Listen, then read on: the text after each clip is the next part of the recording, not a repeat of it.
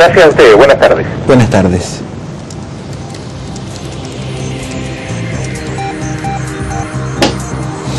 Bien, una frase que se ha repetido en los últimos días con insistencia: hay que cuidar las instituciones. Queremos hablar de lo que está sucediendo en nuestro país, del clima político en que se genera este llamado, con el director del Centro de Educación Ciudadana de la Universidad San Sebastián. Él es ex ministro de Justicia, expresidente del Consejo de Defensa del Estado, el abogado Luis Bates. Muchas gracias por esta entrevista. ¿Cómo le va? Muy buenas tardes. Muy buenas tardes, Gonzalo. Abogado, a ver, más o menos ya la ciudadanía interesada siempre en las noticias tiene claro todo lo que ha ocurrido. Yo quisiera saber su punto de vista con respecto a lo que se aprecia en este tema de la arista Soquimich.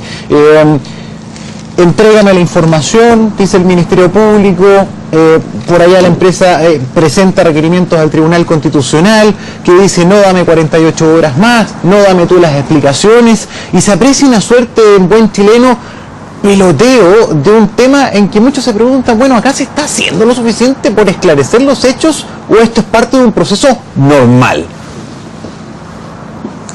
Mire, en estos días hemos escuchado con mucha frecuencia la frase, y sobre todo proviene del mundo político: dejen que las instituciones funcionen, ¿no es cierto? Se ha repetido mucho eso, y por eso que me llama un poco la atención que cuando las instituciones empiezan a funcionar se ha ido produciendo una especie de nerviosismo, diría yo, y se está poniendo, a mi juicio, una presión indebida a las instituciones, en el sentido de que se le están pidiendo, por así decirlo, resultados express, en circunstancias que estamos hablando en el fondo de justicia, y las instituciones que integran el sistema, como por ejemplo el Ministerio Público, los jueces, por supuesto, las policías, los órganos del Estado, como en este caso Servicio de Impuestos Internos y muchos otros, precisamente tienen que hacer su trabajo a un ritmo que diga relación con la seriedad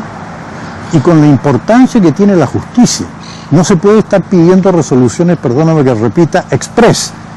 En consecuencia, antes, por ejemplo, de hacer una denuncia o hacer una querella por parte del Servicio de Impuestos Internos, tienen que evaluar con cuidado, porque estamos hablando incluso de temas criminales, y en consecuencia tienen que darse un margen para ponderar, para acumular y ponderar antecedentes y después decidir el ejercicio de la acción penal.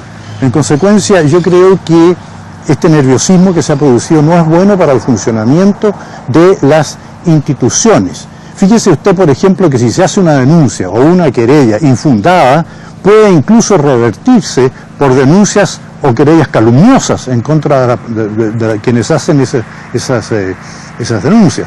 De manera que hay que darle espacio y tiempo para que las decisiones se tomen con la mayor tranquilidad y no con esta premura y efervescencia o nerviosismo que estamos viendo en estos días. ¿Para usted las instituciones en cuestión están actuando bien o tiene algún punto de vista crítico en algunas de las situaciones que hemos conocido? Hablo del Ministerio Público, del Tribunal Constitucional, del Servicio de Impuestos Internos. ¿Todos han hecho bien su trabajo?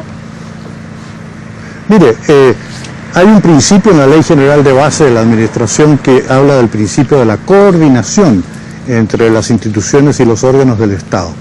Tengo la percepción, sin conocer el detalle por supuesto, de que estas instituciones han estado trabajando dentro de lo que es razonable y la ciudadanía puede estar tranquila, a mi juicio, en ese sentido, porque, le vuelvo a repetir, estamos hablando de temas muy serios y muy delicados como son las instituciones que integran el sistema de justicia del país. Fíjese que, aprovechando la entrevista, yo por la experiencia que tengo en los casos anteriores, desde el año 94, el caso Codelco, que se creó con motivo del caso Codelco la Comisión Nacional de Ética Pública, de la cual formamos parte.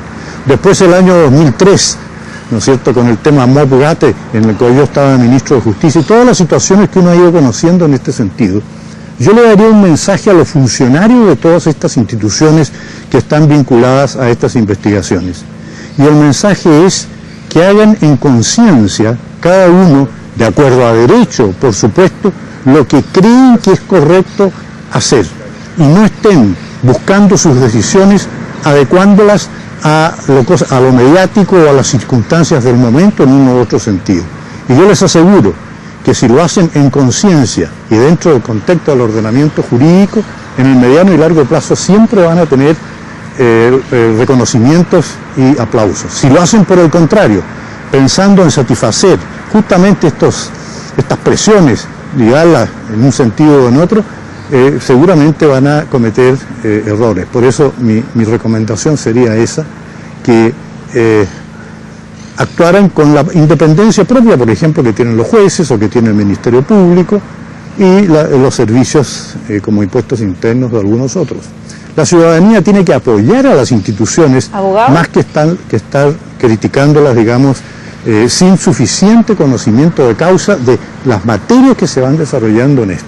Sí, es que quiero ahí interpretar un poco a lo mejor a quienes están pidiendo que se actúe con más premura. Imagino yo que tiene que ver con esto de que hay ciertos delitos que pueden prescribir. Hay ahí un plazo, esto se supone que una vez que ya llegue el mes de abril, hay ciertos aspectos vinculados al año 2009 que ya simplemente si se descubre que hay algún tipo de irregularidad estaría prescrita. Considerando ese elemento, ¿no se debiera poder avanzar de manera más rápida, por lo menos para que se pueda acceder a esa información de Soquimich? Mire, el tema de la prescripción es un tema estrictamente jurídico, en el sentido de que depende del tipo de delito. Hay delitos, por ejemplo, que se llaman delitos continuados, en los cuales la prescripción prácticamente no corre. Depende mucho de la naturaleza del delito. De manera que si bien existe un margen de que ello ocurra, no creo que sea el elemento más importante en este momento. Yo le agregaría, si me permite,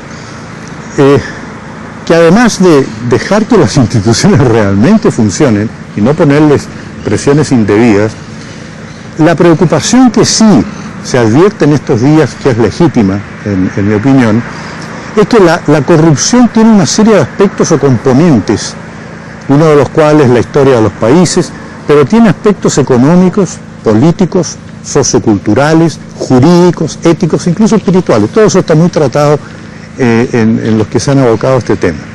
Pero pareciera que se están dando aquí una correlación de elemento económico con el elemento político y sociocultural. Me explico un poco. La relación del dinero con la política, que es el tema de actualidad, ¿no es cierto?, tiene que ver con estos dos componentes de la corrupción. Pero tal vez lo más delicado, y de ahí la complejidad de abordar en serio estos temas, es el aspecto sociocultural. Es decir, los hábitos, las costumbres, que pareciera que se vienen dando desde hace tiempo en el ámbito de las relaciones privadas, porque en la época del 2003 con el MOPGAT y esas cosas estuvo muy focalizada el tema en la cosa pública, los sobresueldos y todas esas cosas.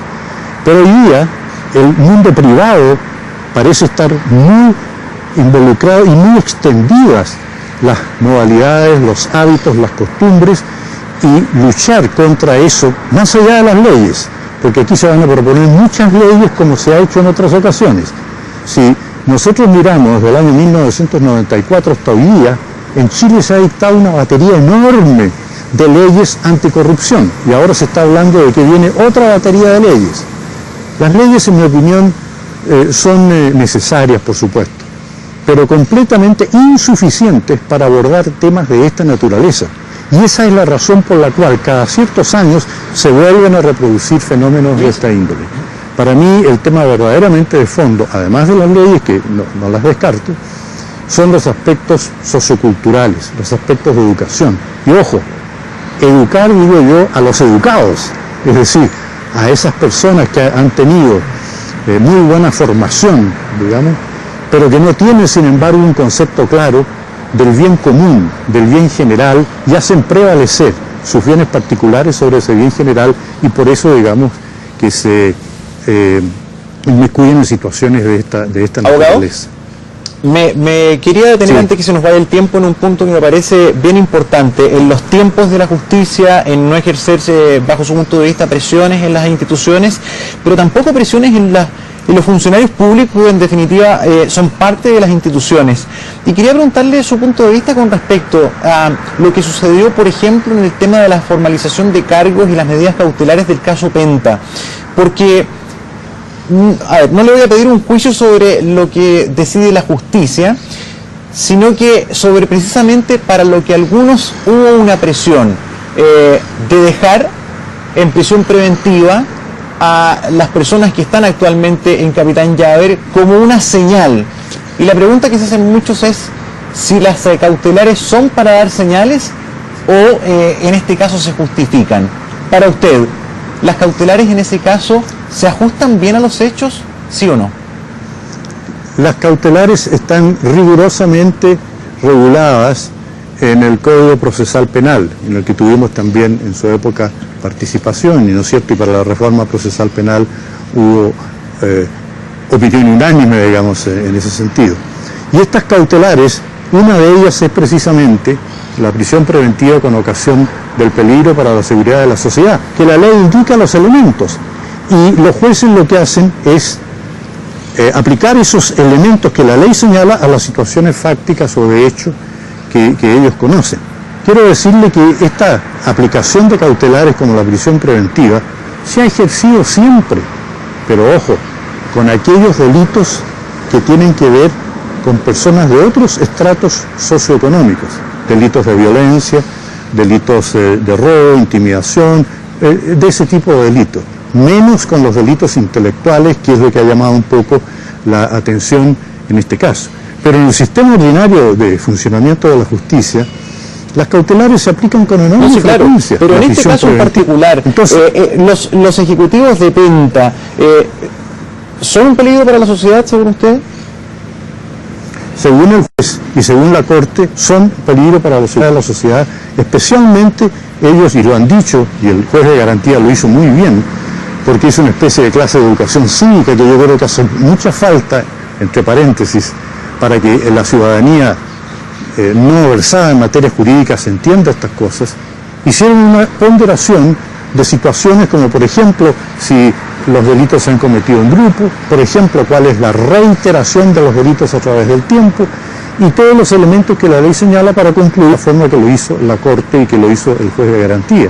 De manera que hasta este momento ello es así, pero sigue rigiendo la presunción de inocencia, que eso es lo que le cuesta a veces entender a la ciudadanía. Y de acuerdo a cómo se vaya desarrollando las diligencias de investigación que vienen por delante, habrá nuevos pronunciamientos que confirmen estas cautelares, la prisión preventiva, o que las revoquen y en consecuencia las personas queden en libertad. Pero ese es el sistema que ha funcionado siempre y hay que tener fe y confianza en las decisiones de los tribunales en estas materias. Yo insisto mucho en ese tema porque he integrado a la Corte Suprema por ya más de 6 años y mi cercanía con el funcionamiento del Poder Judicial. Y he dicho muchas veces, la gente opina muchas de las decisiones jurisdiccionales según los intereses que las personas tienen o que representan esas personas. Si favorecen sus intereses, la justicia es buena. Si no favorece sus intereses, los jueces son incompetentes, etcétera, etcétera. De manera que hay que tener conciencia, escúcheme, de lo sensible y lo complejo y difícil que es la función de administrar justicia en cualquier país. Sí, desde su experiencia en el ámbito judicial y también de las instituciones del Estado, ¿qué opinión tiene usted del Tribunal Constitucional? En términos generales, hay apreciaciones a veces muy críticas que dicen que es una entidad anacrónica, incluso que hoy día está haciendo las veces como una tercera cámara, que sirve mucho para oponerse en último término a las resoluciones, ¿verdad?, que ya están ejecutadas. Y también hoy día en lo particular hay un cuestionamiento allí a Cristian Letelier. Se pide su inhabilidad por su directa relación con el caso Penta. ¿Cómo ve usted esas dos situaciones? Mire, tribunales constitucionales existen no solamente en Chile, existen en una cantidad enorme de países. O sea, es una institución que está a nivel internacional, diría yo, consagrada, tiene una función muy, muy importante. Lo que ha ocurrido, digamos, es que y se ha objetado y he visto objetado en estos días, es la integración de los tribunales, del Tribunal Constitucional, en el sentido de que las designaciones se hacen mucho a través de coteos políticos y con menos cuidado, por ejemplo, en cuanto a las calidades de las personas, porque las materias que conocen son naturalmente de una importancia extrema en el Estado de Derecho en el país.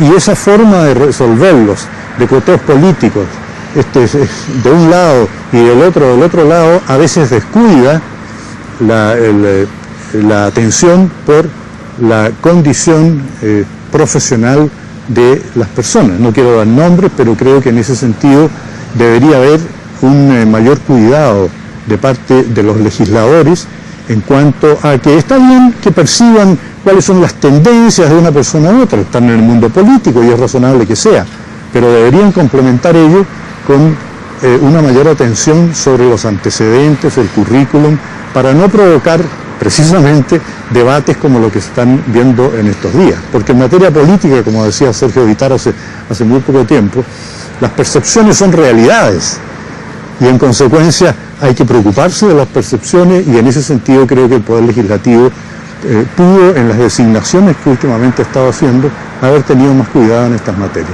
Bien, abogado, muchísimas gracias por este contacto, que esté muy bien, buenas tardes. Gracias a ustedes. Buenas tardes. 7:47 minutos, a ver...